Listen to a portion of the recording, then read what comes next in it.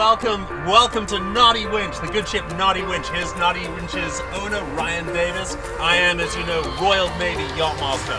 And Ryan has been my coaching client for the last couple of months here on San Diego Bay. Best teacher ever. Oh, you're too kind. He's got his beautiful new Hanse 58.8 sailboat, which, if I may say, Ryan, is a gutsy move for your very first boat. I agree.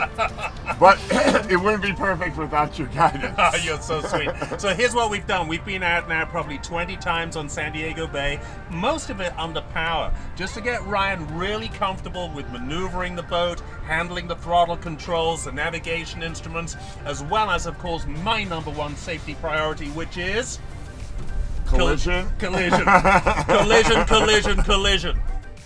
All those situations where you guys panic, I know you do because I've seen you do it, where you go, oh, is he going to hit me? Am I going to hit him? What do I do?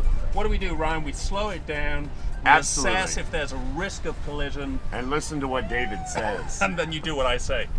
All right, so that's awesome. So next step for us will be to learn sail trim, sail control. Correct. Right now, take us home, Captain. You've got it. Take us home.